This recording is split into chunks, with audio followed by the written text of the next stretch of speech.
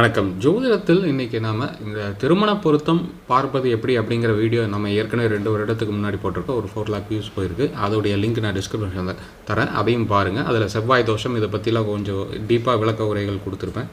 இப்போ இதில் இந்த கட்ட பொருத்தம், அதாவது பெண் மாப்பிள்ளை ஜாதகங்கள் வரும்போது வது வரன் இவங்க 2 பேர்த்த ஜாதகத்திலும் இண்டிவிஜுவல் ஜாதகம் எப்படி அனலைஸ் பண்ணுவது, இந்த ஜாதகம் நல்ல ஜாதகமா அப்படின்னு அதுதான் இன்றைக்கி மெயினாக அதுதான் பார்க்கணுங்க. இன்றைய காலகட்டத்துக்கு அந்த 10 பொருத்தம், தினம், கணம், யோனி இதெல்லாம் தேவகணம், மனுஷகணம், ராட்சசகணம் இந்த காலத்தில் கலியுகத்தில் அந்த மாதிரி கணங்கள்லாம் தனித்தனியாலாம் மனிதர்கள்லாம் இல்லை, அந்த மாதிரி பிரிவினைலாம் இல்லை.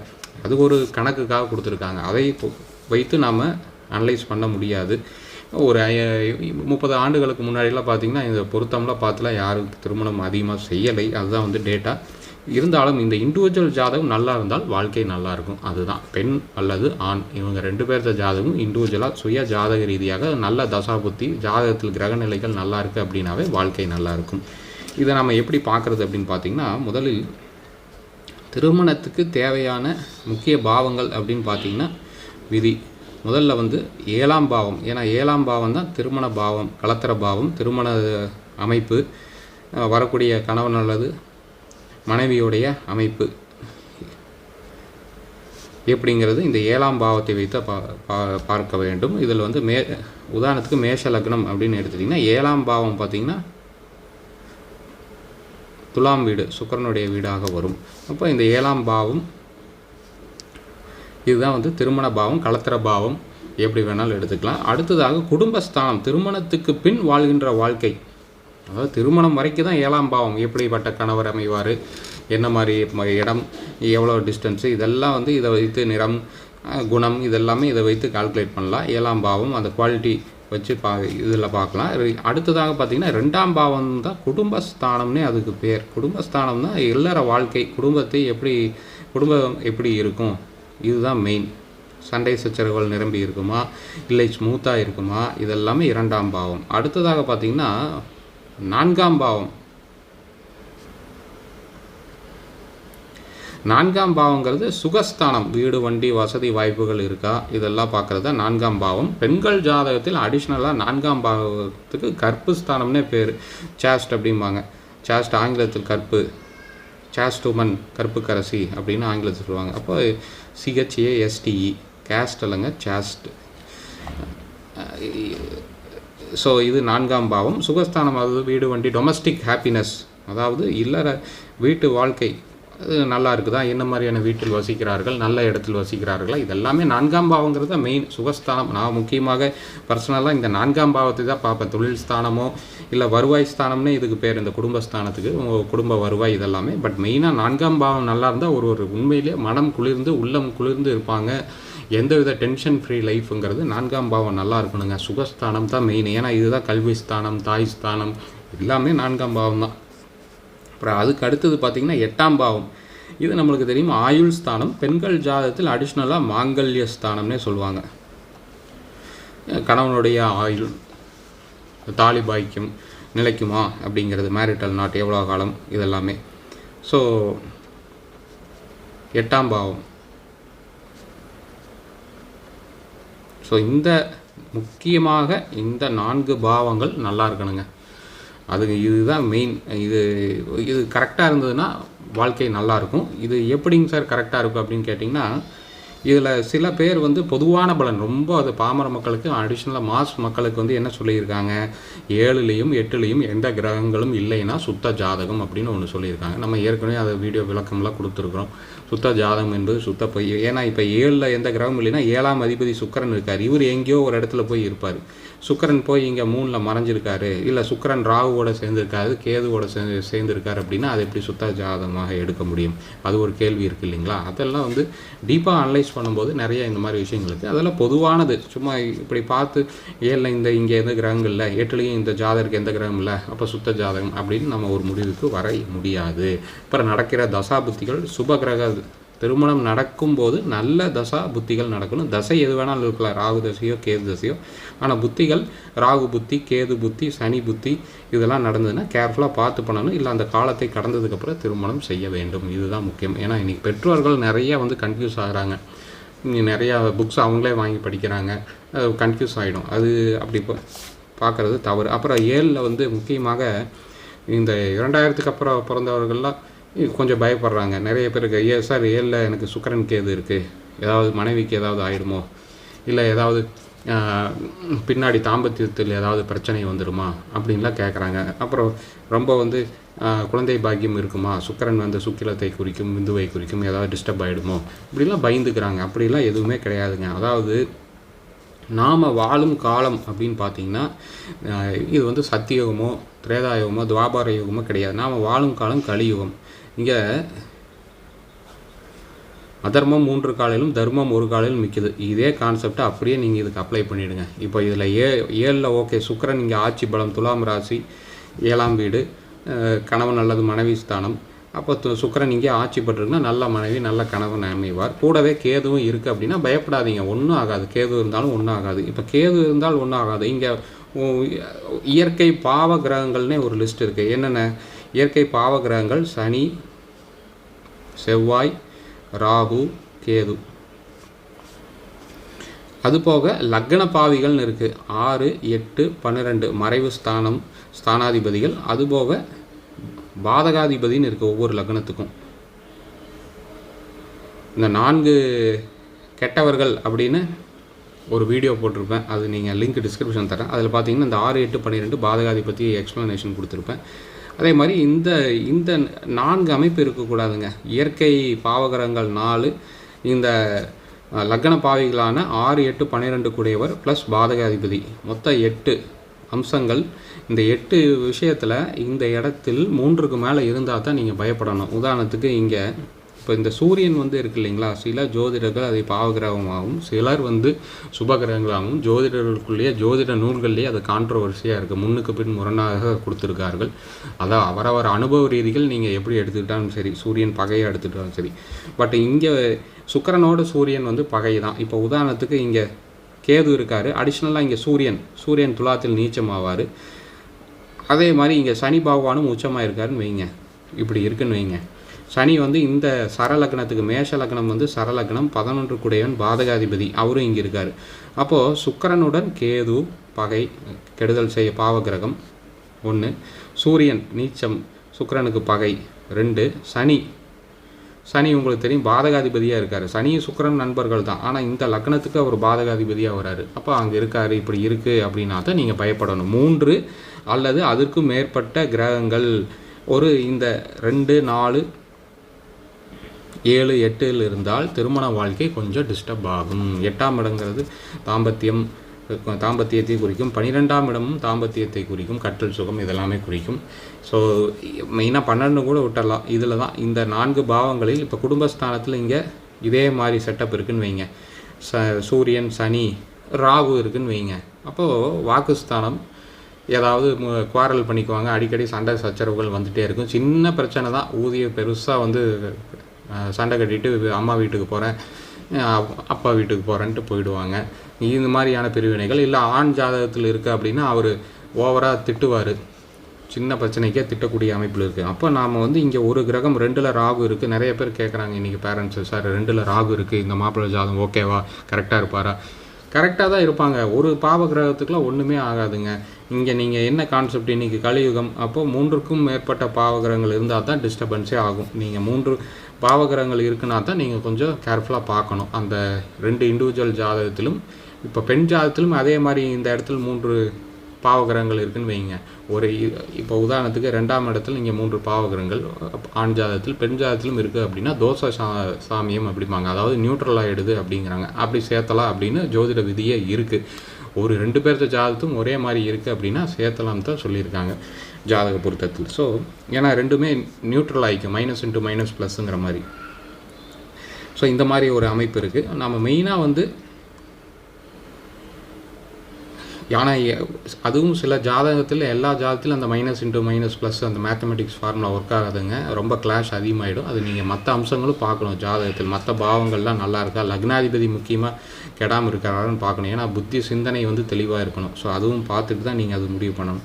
ஸோ அது நீங்கள் கண்டிப்பாக உங்களுடைய லோக்கல் ஜோதிடர்கள் யார்கிட்டையாவது நீங்கள் கரெக்டாக கேட்டுங்க. அப்போ இண்டிவிஜுவல் ஜாதகத்தில் நீங்கள் பார்க்க வேண்டியது ஒரு பெண் அல்லது ஆண் ஜாதகத்தில் 7ஆம் இடம் எப்படி இருக்குது, 2ஆம் இடம் குடும்பஸ்தானம் எப்படி இருக்குது, 4ஆம் இடம் சுகஸ்தானம் எப்படி இருக்குது, 8ஆம் இடம் ஆயுள் ஸ்தானம் அல்லது மாங்கல்ய ஸ்தானம் எப்படி இருக்குது. சில பேர் இங்கே மாங்கல்ய ஸ்தானத்தில் பெண்கள் ஜாதத்தில் சூரியன் செவ்வாய் இருந்தால் உடனே கணவனை இழந்துருவார்னு ஒரு பலனை போட்டுடுறாங்க. தாலி பாக்கியம் நிலைக்காது. இதெல்லாம் வந்து பொது பலன். இப்போ இது ஓகே, இது பொது பலன் கொடுத்துருக்காங்க. ஆனால் இங்கே 2 கிரகம் தான். இது சூரியன் வந்து பகைய நல்லவரா கெட்டவராங்கிற மாதிரி சினிமா டைலாக் மாதிரி தான் அது. ஒவ்வொரு ஜோதிட நூல்களையும் ஒவ்வொருன்னு கொடுத்துருக்காங்க. செவ்வாயும் கூட நம்ம எடுத்துக்கலாம். அப்போ இந்த லக்னத்துக்கு பாருங்கள், செவ்வாய் 8 வராது, லக்னாதிபதியாகவும் வராது. அதனால் இது விதிவிலக்கு.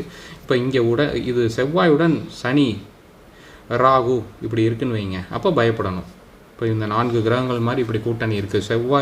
சூரியன் செவ்வாய் மட்டும் இருந்தால் பத்தாது. சூரியன் செவ்வாயுடன் ராகு இருக்குது, ராகு தசையும் நடக்குது, கேது புத்தி நடக்குது. அந்த டைமில் திருமணம் பண்ணலாமா, பண்ணக்கூடாது. மேபி இந்த மாதிரி விஷயங்கள் நடக்கலாம், ஏதாவது டிஸ்டர்பன்ஸ் ஆகலாம். இந்த காலத்தில் உயிர் பிரிவது, கணவனை இழப்பார், விடோ ஆகிடுவாங்க அப்படின்லாம் சொல்லக்கூடாதுங்க. இந்த காலத்தில் பிரிவினை தான், டைவர்ஸ் கேஸ் அது ஒன்று அதிகமாகிட்டு இருக்குது. அப்படி தான் நம்ம எடுத்துக்கணும். இந்த 8ஆம் பாவத்தில் அதிகமான பாவகிரகங்கள் வந்தால் டைவர்ஸ் ஆகிறதுக்கு வாய்ப்பு இருக்குதுன்னு நீங்கள் எடுத்துக்கணும். ஏன்னா இந்த 8ஆம் பாவத்தில் நிற்கக்கூடிய கிரகங்கள் அப்படியே 7ஆம் பார்வையாக குடும்பஸ்தானத்தை பார்க்கும். அப்போ குடும்பஸ்தானம் பாதிக்கும். அதிகப்படியான பாவகிரகங்கள் இங்கேருந்து குடும்பஸ்தானத்தை பார்த்ததுன்னா என்ன ஆகும்? ஸோ இந்த மாதிரியான அமைப்புகள் இருக்குங்க. ஸோ இதெல்லாமே நீங்கள் அலசி ஆய்வுக்கு உட்படுத்தி பார்த்தால்தான் விஷயம் புரியும். ஜோதிட ஆலோசனை பெற வருங்க. மேலே இருக்கிற வாட்ஸ்அப் நம்பருக்கு உங்கள் ஜாதக விவரங்களை அனுப்புங்க. திருமண பொருத்தம் எதாக இருந்தாலும் நீங்கள் வாட்ஸ்அப் அனுப்புங்க. மேக்ஸிமம் ஒரே நாளில் இல்லை அடுத்த நாள் ரிப்ளை பண்ணுவேன். ஸோ அடுத்ததாக 4ஆம் பாவம். 4ஆம் பாவகத்தில் பெண்கள் ஜாதத்தில் முக்கியமாக ராகு இருந்தால் கொஞ்சம் டிஸ்டர்ப் ஆகுங்க. ஏன்னா எல்லாமே இருக்கும் அவங்களுக்கு. ஒரு திருப்தி இல்லாத மனநிலையை தருவார். மைண்டு ரீதியாக, சைக்காலஜிக்கல் ரீதியாக. இதை பற்றியும் நம்ம ஒரு வீடியோ போட்டிருக்கோம் டீப்பாக. இந்த 4 ராகு இருக்குது அப்படின்னா ஆண்கள் ஜாதகத்துக்கு மைல்டாக இருக்கும். ஆனால் பெண்கள் ஜாதகத்துக்கு முக்கியமாக இந்த டொமஸ்டிக் லைஃப் குவாலிட்டி. டொமஸ்டிக் லைஃப்னால் ஏன்னா வீட்டில் இருக்கக்கூடிய அது நேரம் தான் அதிகம், வேலைக்கு போகாத பெண்கள். அப்போ டொமஸ்டிக் லைஃப்ங்கிறது அந்த வீட்டை சுற்றியுள்ள அமைப்பு. இது எல்லாமே அவங்களுக்கு அந்த குவாலிட்டி, டொமஸ்டிக் லைஃப் குவாலிட்டி வந்து கெடும். இந்த மாதிரி 4 ராகு இருக்காரு அப்படின்னா, தனித்த ராகு இருந்தால் அதுதான் ரொம்ப முக்கியம். கூட வேறு ஏதாவது சுபகிரகங்கள்லாம் இருந்ததுன்னா ஒன்றும் பண்ணாது. இங்கேயும் ஏதாவது சுபகிரகங்கள், சுபகிரக பார்வை, குரு பார்வை இதெல்லாம் இருக்குன்னா ஒன்றும் பண்ணாது. இப்போ மேஷ லக்னத்துக்கு குரு வந்து 12 குடையனாகவும் வருவார், விரையாதிபதியாகவும் வருவார். அப்போ அவருடைய பார்வையை நாம் வந்து அதிகமாக நன்மைன்னு எடுத்துக்கூடாது. 50% பாக்கியாதிபதியாகவும் வருவார். 50% தான் நன்மை பார்வை அப்படி எடுத்துக்கணும். ஸோ இந்த மாதிரியான லக்ன சுபர், லக்ன பாவிகள், அதே மாதிரி இயற்கை சுபர், இயற்கை பாவகிரகங்கள். முக்கியமாக இயற்கை பாவகிரகங்கள்ங்கிறது சனி, செவ்வாய், ராகு, கேது. இந்த 4 இடங்களில் இல்லாமல் பார்த்துக்குங்க. அதிகமாக ஒட்டுக்காக இல்லாமல். அதே மாதிரி 6, 8, 12 கூடியவர்கள். உதாரணத்துக்கு இந்த லக்னத்துக்கு, மேஷ லக்னத்துக்கு 6ஆம் அதிபதி பகை கிரகம், முக்கிய பகை கிரகம், சத்துரு கிரகம் யாருன்னா புதன். இப்போ புதன் போய் இங்கே கூட இருந்தாலும் பிரச்சனை தான். புதன் போய் வாக்குஸ்தானத்தில் இருந்தாலும் ஏதாவது ரொம்ப சீரியஸான இடத்துல நகைச்சுவையாக பேசி வெறுப்பேற்றி விட்டுருவாங்க. ஸோ அந்த மாதிரிலாம் இருக்குது. சில பேர் சர்க்காஸ்டிக்காக பேசுவாங்கன்னு சொல்லுவாங்க இல்லைங்களா. ரொம்ப சீரியஸானது ஏதாவது கிண்டல் கேலி மாதிரி பேசிவிட்டு அதனாலேயே பகை வீரர்களை சம்பாதித்து கொள்வார்கள். இந்த மாதிரிலாம் இருக்குது அப்படின்னா ஸோ அதுவும் பார்க்கணும். இப்போ உதாரணத்துக்கு இங்கே 2 புதன், கேது, அதே புதன், கேது, செவ்வாய் இப்படி இருக்குன்னு வைங்க. 3 பாவகிரகங்கள் இருக்குன்னு வைங்க இந்த மேஷ லக்னத்துக்கு. இப்போ டிஸ்டர்பன்ஸ் ஆகும். அவருடைய வாக்கு வந்து தெளிவாக இருக்காது, பொய் பேசுவார், கேளிக்கையாக, கிண்டல் கேளிக்கையாக பேச சில பேர்த்துக்கெலாம் பிடிக்காது. அந்த மாதிரி சூழ்நிலைகள் வளராத வீட்டு பெண்களாக இருந்தாலும் சரி, ஆண்களாக இருந்தாலும் சரி, மனைவியோ கணவனோ புதுசாக 2 பேர் திருமணமாகி கரெக்டாக இந்த 3 கிரகங்களுடைய புத்திகள் எந்த தசையாக இருந்தாலும் இந்த புத்திகள் நடக்கும்போது அந்த மாதிரி ஒரே வருஷத்தில் பேசுனாங்க. திருமணமாகி 1 வருடத்துக்குள் இந்த 1 வருடம் ஆகும் யாராக இருந்தாலும் அண்டர்ஸ்டாண்ட் பண்ணுறதுக்கு. புதிதாக இந்த 365 நாட்கள் ஆகும். அப்போது அதுக்குள்ளே ஏதாவது டிஸ்டர்பன்ஸ் ஆகிடும். என்ன இப்படி பேசுகிறாங்க, கம்ப்ளைண்ட்ஸ் வர ஆரம்பிச்சிடும். ஸோ மெச்சூரிட்டி இருக்குது, 35 வயதுக்கு மேலே திருமணம் நடக்குதுன்னா அது வேறு, அது விட்டுறலாம். 25 வயதில் இன்றைக்கெலாம் 2K கிட்ஸுக்கு 25 வயதுலேயே திருமணம் நடக்குது. அப்போது இதெல்லாம் பார்க்கணும். யாரோ ஒருவர் திருமண வாழ்க்கையை பொறுத்த வரைக்கும் என்னுடைய பாயிண்ட் ஆஃப் வியூ என்னன்னு கேட்டிங்கன்னா, கிரகங்கள் யாரையுமே பிரிக்கிறது இல்லைங்க. இதுதான் உண்மை, இது சத்தியம். கிரகங்களுக்கு அது வேலையே கிடையாது. நம்மளுக்கு அந்த டைம் சரியில்லை, நம்ம ஜாதகத்தில் இப்படி இருக்குது அப்படின்னா அதை புரிந்து கொண்டு யதார்த்தமாக வாழ்க்கையை வாழ வேண்டும். மெச்சூரிட்டி வந்ததுன்னா நல்லாயிருக்கும். இப்போ 40 வயசுக்கு மேலே எப்படி இருந்தாலும் ஒரு மனிதர் தனிநபர் 40 வயதுக்கு மேலே அவருக்கு எப்படி இயங்குது, என்ன வாழ்க்கை எப்படி இருந்தாலும் ஒரு 95% மக்களுக்கு அது புலப்பட்டு விடும். 25 வயது சிறிய வயது வேகம் அதிகமாக இருக்கும்போது அந்த மெச்சூரிட்டி வராது. தாய் தந்தையர்லாம் இருப்பாங்க, சிறிய வயதில் இருப்பாங்க, 50-55 வயதுக்குள். அது யாரும் எக்ஸ்டர்னல் இன்ஃப்ளூயன்ஸ் இருந்தால் தான் கெடுவாங்க. இப்போ 2வது ஈகோ. யாரோ ஒருத்தர் கண்டிப்பாக விட்டு கொடுத்துட வேண்டும். திருமணம் அப்படின்னா ஒரு கமிட்மெண்ட்டு, அதை எக்காரணத்து கொண்டும் அதை பிரிக்கக்கூடாது, சேவ் பண்ண தான் பார்க்கணும். நீங்கள் கமிட்டடாக இல்லை எந்த விஷயத்துலையுமே, இது வேலையாகட்டும், உங்கள் வாழ்க்கை பர்சனல் லைஃப் ஆகட்டும். கிரகங்கள் ஒரு கெட்ட காலம் இந்த மாதிரி உங்கள் ஜாதகத்தில் ஒரு 3 கிரகங்கள் இருக்குது, பாவகிரகங்கள் இருக்குது அப்படின்னா நம்ம அதை புரிந்து கொண்டு அதற்கு ஏற்றாற்போல் நாம் நம்ம லைஃப்பை அட்ஜஸ்ட் பண்ணிக்கணும். உடல்லே ஏதாவது குறைகள் இருந்ததுன்னா அதுக்கு ஏற்ற மாதிரி நம்ம அட்ஜஸ்ட் பண்ணி வாழ்க்கையை வாழ்கிறோம் இல்லைங்களா? அதே மாதிரி தான் உடனே என் ஜாதகத்தில் இப்படி இருக்குது அப்படி இருக்குது அதனால தான் இப்படி அப்படின்னு கிரகத்தின் மீது பழியை போடுவது மகா பாவம். கிரகங்கள் மீது பழியை போட வேண்டாம். இந்த கிரக புத்திகள் நடக்கும்போது நம்மளுடைய மைண்டு புத்திகளும் இந்த மாதிரி வேலை செய்யும். அப்போ நாம் அதை பார்த்து பக்குவமாக நடந்து கொள்ள வேண்டும். எப்போவுமே பக்குவப்பட்டவர்களுக்கு இந்த ஜாதகம் ஜோதிடம்லாம் தேவையில்லை. மெச்சூராக திங்க் பண்ணுறவங்களுக்கு தேவையில்லை. அதுதான் விஷயமே. ஸோ இதையும் நாம் கணக்கில் எடுத்துக்கொள்ள வேண்டும். ஏன்னா நிறைய பேர் கேட்குறாங்க, உடனே கமெண்ட் போடுவாங்க, சார் என் ஜாதத்தில் இத்தனை கிரகங்கள் இருக்குது, நான்லாம் 80 வயசு வரைக்கும் நல்லா தான் வாழ்ந்துட்டுருக்கேன், நீங்கள் என்ன புருடா விடுறீங்க உடான்னு சொல்கிறீங்க அப்படின்னு. அப்போ நீங்கள் பக்குவப்பட்ட ஆன்மா, நீங்கள் மெச்சூர்டு பர்சனு, அதோட நீங்கள் அதை வெளியில் பிரகடனப்படுத்தி நான் நல்லா இருக்கேன், ஜோதிடத்தை மேலே பொய்யான ஜோதிடம் பொய் அப்படின்ட்டு அந்த இதெல்லாம் யாருமே பேசாதீங்க. ஏன்னா ஒரே ஜாதகம், இப்போது உதாரணத்துக்கு இவர் ஒரு டைமில் ஒரு வருடத்தில் 82 இவர் பிறந்திருக்காரு, செப்டம்பர் மாதம் பிறந்திருக்காரு அப்படின்னா, ஈரோட்டில் பிறந்திருக்காரு அப்படின்னா 11 மணிக்கு காலையில் பிறந்திருக்காருன்னா அதே டைமில் நிறையா ஜாதகங்கள் பிறந்திருப்பாங்க, நிறையா பேர் பிறந்திருப்பாங்க அந்த ஹாஸ்பிட்டல் சுற்றி உள்ள மக்கள். அப்போது எல்லாத்த ஜாதகம் இதே ஜாதகம் தான், ஒரு 10 நிமிஷத்துக்குள்ளே இருந்தாலும் நவாம்ச லக்னம் கூட மாறாது, ஒரே ஜாதகம் தான். ஆனால் அப்பா அம்மா வேறு, ஆன்மா வேறு, பக்குவப்பட்ட ஆன்மாவாக இருக்கும், 10 பிறவி எடுத்த ஆன்மாவாக இருக்கும், நான் முதல் பிறவி ஆன்மாவாக இருக்கும், போன ஜென்மத்தில் பூச்சி ஜந்துவாக பிறந்து இந்த ஜென்மத்தில் மனித பிறவி எடுத்திருக்கலாம். இந்த மாதிரிலாம் நிறைய இருக்குங்க, இந்த மாதிரி கான்செப்ட்லாம் இருக்குது. அப்புறம் வளரும் விதம், கம்யூனிட்டி, அப்பா அம்மா யார், என்ன சொல்லி கொடுத்து வளர்த்துறாங்க. ஜாதகம் ஒன்று தான், ஆனால் அந்த ஜாதகத்தில் அவருக்கு 3 கல்யாணம் ஆகிருக்கும், இந்த நபருக்கு ஒரு கல்யாணம் தான் ஆகிருக்கும். ஸோ அதெல்லாமே இருக்குது. கால தேச வர்த்தமானம், அதுதான் சொல்லுது. கால தேசத்தை எப்படி எந்த சமுதாயத்தில் வளர்கிறார்கள், யார் வளர்த்துறாங்க, இதெல்லாம் பொறுத்து சட்டத்திட்டங்கள் எப்படி. ஆப்பிரிக்காவில் பல திருமண அமைப்பு இருக்குது, இந்தியாவில் அது கிடையாது. ஸோ அதுக்கெல்லாம் பொறுத்து தான் நம்ம பலனே கணிக்க முடியும். ஸோ இதுதாங்க விஷயமே. ஸோ இதில் இந்த கான்செப்ட் உங்களுக்கு புரிந்திருக்குன்னு நினைக்கிறேன். குடும்பஸ்தானம், திருமணஸ்தானம், சுகஸ்தானம், 8ஆம் இடம் ஆயுள் ஸ்தானம், மாங்கல்ய ஸ்தானம், இது நல்லா இருக்கணும். அதே மாதிரி பாப கருத்தாரி யோகம்னு இருக்குங்க. இப்போ ஒரு 4ஆம் வீடு இருக்குன்னா இங்கே சனி, இங்கே இந்த இடத்துல ராகு இப்படி இருக்குன்னா, ராகு 4ஆம் பாவத்தை நோக்கி பின்னோக்கி ரிவர்ஸில் போவார், சனி 4ஆம் பாவத்தை நோக்கி வருவார். இப்படி இருக்கும்போது இந்த 4ஆம் இடம் ஸ்ட்ரெஸ்ஸுக்கு உள்ளாகும். இதுக்கு பேர் பாவ கருத்தாரி யோகம் அப்படிம்பாங்க. ஸோ இந்த மாதிரி இருக்கக்கூடாது. இந்த பாவங்களுக்கு முன்னும் பின்னும் அதிகப்படியான பாவ கிரகங்கள் இருக்கக்கூடாது. இருந்ததுன்னா அந்த பாவம் கஷ்டப்படும். இதுக்கு பேர் ஆங்கிலத்தில் ஹெம்மடு பிட்வீன் மேலிஃபிக் பிளானட்ஸ் அப்படின்னு போடுவாங்க. மேலிஃபிக் அப்படின்னா பாவ கிரகங்கள். இப்போ ஒரு வீடு 2 பாவ கிரகங்களுக்கு நடுவில் மாட்டிக்கொண்டால், சிக்கிக்கொண்டால் பிரச்சனைக்குள்ளாகும், ஸ்ட்ரெஸ் உருவாகும், அப்போவும் தொல்லைகள் வரும். பொதுவாக 4ஆம் பாவத்துக்கு இந்த மாதிரி இருக்குன்னு வைங்க, வீடு, வண்டி, வாகன, சொத்து சுகம், வண்டி வாகனங்களால் பிரச்சனைகள், நீங்கள் எந்த வீடு, அப்பார்ட்மெண்ட், ஃப்ளாட்டு குடி வாங்கினாலும் உங்களை சுற்றி இருக்கிற நெய்பர்ஸ்னால தொல்லைகளாக இருக்கும்.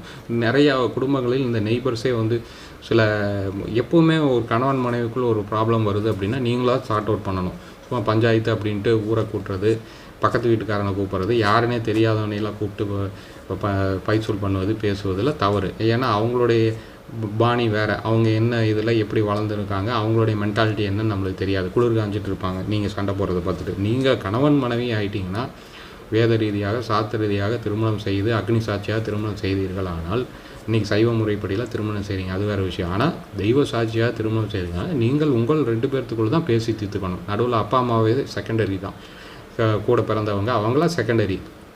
கணவன் மனைவி நீங்கள் குடும்பத் தலைவன் குடும்பத் தலைவிங்கிற கான்செப்டில் வந்துட்டிங்கன்னா வாழ்க்கையில் எந்த பிரச்சனையும் வராது. இந்த கிரக நிலைகள்லாம் எதுவுமே செய்யாது. அந்த எஜுகேஷனை நீங்கள் ஃபஸ்ட்டு புரிந்து கொள்ள வேண்டும். இது அதுக்கான விழிப்புணர்வு வீடியோவாக கூட நீங்கள் எடுத்துக்கங்க. ஸோ இதுதாங்க விஷயம். எல்லோரும் நல்லா இருங்க, நல்லதே நடக்கும். வாழ்க வளமுடன். நம்ம சேனல் சப்ஸ்கிரைப் பண்ணி பாருங்கள். சப்ஸ்கிரைப் பண்ணாதுங்க. மேலும் ஜோதிட ஆர்வலர்களுக்கு ஃபார்வர்ட் பண்ணி வைங்க. ப்ரீமியம் வீடியோஸ்லாம் எனேபிள் பண்ணியிருக்கோம். பே பண்ணிவிட்டு அது பார்க்குற மாதிரி இருக்கும். அது கம்மியான வீடியோஸ் தான் போட்டிருக்கேன். பார்க்குற விருப்பம் உள்ளவர்கள் பாருங்கள். நன்றிங்க. நன்றி நன்றி நன்றி நன்றி நன்றி.